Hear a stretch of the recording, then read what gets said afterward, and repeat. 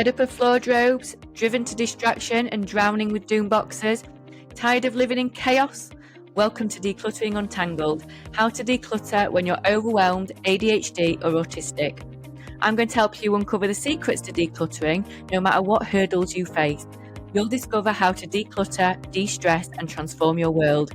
I'm Heather Tingle, reformed hoarder, neurodivergent declutter queen, and your guide through the maze of mess. Let's get untangled.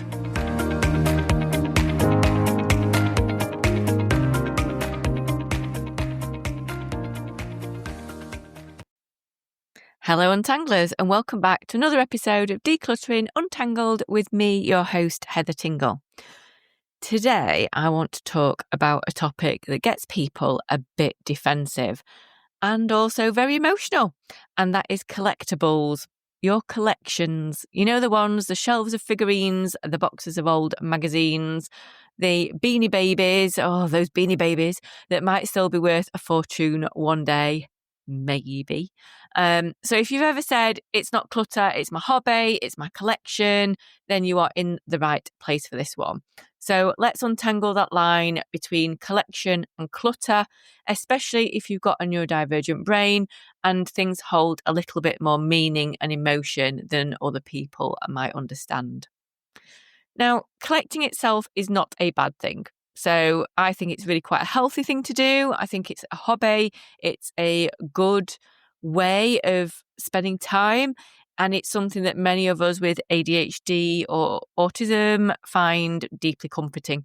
I think there's a dopamine hit when you find that missing thing, or a sense of order when everything's like lined up and it looks great because you've got a full collection, or just that feeling of belonging when your collection reflects who you are or what you love. So what you're interested in, you're part of something bigger than yourself. And I think, especially if like me, when you're growing up undiagnosed, sometimes it's hard to feel like we fit in, and sometimes having a collection makes us feel like we're fitting into something almost. So I think it can be quite soothing, especially when everything else in the world, let's face it, feels a bit unpredictable right now. So you might look at that shelf of vintage cameras or the magazines that you collected weekly and think, do you know what? This makes sense to me. Nothing else does. This is my thing. But the problem comes, I see it so often, is that comfort becomes, I was going to say uncomfort, but that's not a word, is it? Discomfort. That's the word I was looking for. That comfort shifts. So the joy that came from collecting turned into guilt, pressure. Pressure is a definite one that I see. Obligation, or just like noise. There's just stuff, and it's not necessarily collection anymore. It's spiraled from collection and has become problematic. You stop seeing the items as individual things. You see, because there's just too many of them, so you see it as a big thing, or you're unable to see it at all because there's no room for it and it's had to be packed up or boxed away, or maybe you've moved on from it and it can't fit in with your current life, so it's up in the loft or it's in boxes in cupboards under the bed or whatever. And then that becomes problematic because you then don't have space for all the things that you need in your home. So that excitement about finding another thing can then turn into dread about where you're going to put it, or you think, well, it doesn't really matter, I've got that much of it anyway, what's one more to add to the collection? It becomes almost a compulsion. And that's when collections can really quite quietly become clutter. And this can happen over a long period of time, or it can happen very quickly too. It all depends on what stage in your life when you're doing the collection. So it might be if it's a new thing or it's something you're still interested in, then it might feel less problematic than an old collection from when you were a child or a teenager, for example. But it obviously at one point it was a really exciting thing and there's so much emotion tied to it. But now it can just be a reminder of something that you once went all in on, but you spent so much time and money over, it's therefore impossible to let go. So I'd really like to talk about reframing that a little bit and to be able to maybe just pull out a little and look at it a little bit more objectively. That's easier said than done because let's face it, we are all really sentimental creatures. But hopefully I can give you some things to think about, and I can give you permission to let things go if you want. So how will you know when it's gone from a positive to a negative in your life? So I want you to really ask yourself these questions, and I really want you to be totally honest in your own heart, not for anybody else, not for me, not for friends, not for family, but just to yourself. And the main one is, am I still enjoying this? Because collections are there to be enjoyed.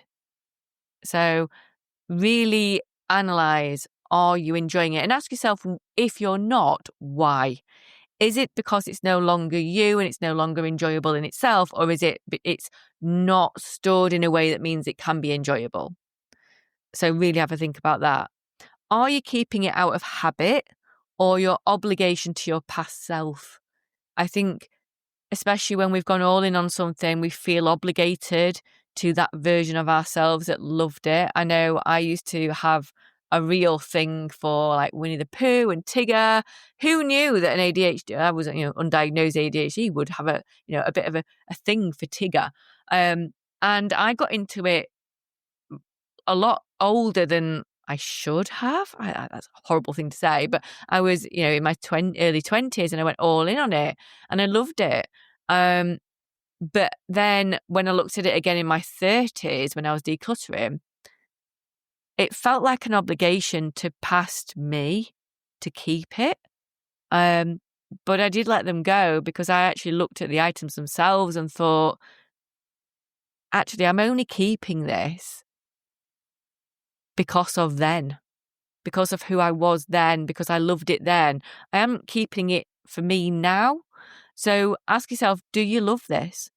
Or am I keeping it because it reminds me of a certain time in my life and it's linked to that time rather than the object itself? And I think that's a really important distinction to make, and really take some time to think about that one. Am I holding on because it's part of my identity, or because I'm scared to let go of who I used to be? Sometimes, especially if we've been through trauma or we've had a difficult time in our pasts, we hold on to things that were positive at that time, but actually they're not really positive for us anymore, so we don't really need them. So ask yourself, why are you keeping it? Sometimes we keep things because they remind us of a past version of ourselves.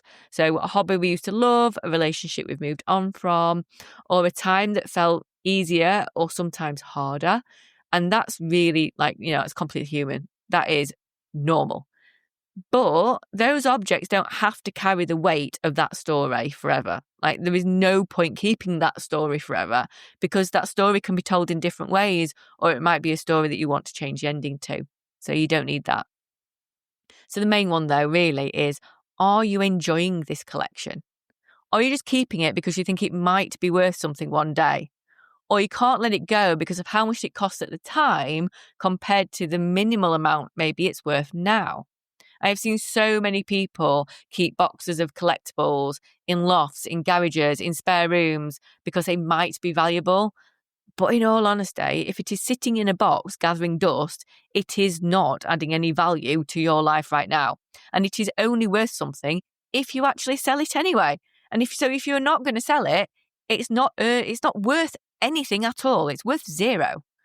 So really, you've got to think about, you deserve to have joy in the present and not a maybe money moment in the future, because there are so many things that people thought were going to be worth something someday and they're not. And also there were some things that people thought weren't going to be worth anything, and because nobody liked them, are worth a lot. But you might not get to know that, and you can't hold on to something on the slight off chance that might be one of those times. And let's face it is emotional. Collections often hold our stories. They represent comfort, control, sometimes grief, and maybe links to other people. They can also be a kind of mask and like a way of saying, look how together I am, or like, this is who I am, this is my thing. When actually it's just another layer of like what's hiding underneath it all. So if someone else calls it clutter, it can feel like they're criticizing you, not the stuff. But you remember, you've got to remember that your worth is not measured by what you own or how neatly it's displayed or how vast this thing is. You're allowed to grow beyond what those things represent. And the stuff is not you. You are you, not the stuff. So it's not also about getting rid of everything. All decluttering is about keeping hold of what is most important. It's not actually about what you let go. It's really about keeping what truly matters and letting go of the rest and being kind to yourself in the process. So really think about what you love, what makes you smile, what brings you pride or comfort, but let go of what brings pressure, guilt, overwhelm. If you're looking at something and it makes you smile, that's a really good indicator of something that you want to keep. If it's making you quite stressed or a bit on tenterhooks with it, that might be the time where you can just take a bit of time to think about it and maybe look at letting some of it go. And you can keep the story without keeping all the stuff. You can take photos, you can create a scrapbook, you can curate your collection so you really can enjoy looking at it by keeping when you start a collection, item number 1 is the most important. And then there might be another item which was like the jewel in the crown. And the rest of it in between is kind of like I'm not really bothered about it. So keep those jewels, keep those smiley bits, the real important parts, and let the rest go. You don't have to think of a collection. If you get rid of it, you don't have to think of letting it all go. Yeah, obviously you can, but you couldn't separate it. You can, and you can just keep a few bits of it. That is allowed. You can make your own rules on this. If you've got hundreds of something, just maybe choose your favourites. Some people will say rotate them if that helps. I wouldn't do that because I think that's giving you an extra job to do, which causes issues long term. So I would definitely have a way of displaying your things, but just minimize it as much as possible. And it's not about erasing your interests or who you once were. It's about setting boundaries that make them feel good with the space that you've got. So if you're keeping something because you think it might be valuable, ask yourself, would I actually sell it if it was? Or do I like the idea that it could be? If it's not being used, seen, enjoyed, appreciated, maybe it's time to let it move on. Also, a good time to go back to episode 20 on the sunk cost fallacy. That will really help with this. So there you go. You can love your collections and still minimize them. It's not lazy, greedy, or silly. A lot of people think, oh, it's so silly to keep this. No, it isn't. If it makes you happy, then you keep it, and that's okay. It doesn't matter what it is. There's always a reason why it started, but it doesn't mean that you have to be trapped in that forever. If that does not serve you anymore, you've got permission to change it and let it go. Past you might have found comfort in that, but current you might need calm, and it might need the space, and it might need the emotional energy to let them go instead. So this week, have a look at your little treasures and ask yourself, are these bringing me joy? Do they make me smile? Or are they just gathering dust? Am I holding on to the memory of who I was then, or the item itself for its own merit? So have a think on that. So I will leave you with that. So until next time, remember, you're not alone. Be kind to yourself and keep untangling. Thanks for joining me for today's episode of Decluttering Untangled. If you found anything that I've said today helpful, please do me a favour, hit that subscribe button or leave me a review. It's like receiving a virtual high five that keeps me going and lets me know that I'm helping real people out there and I'm making a difference.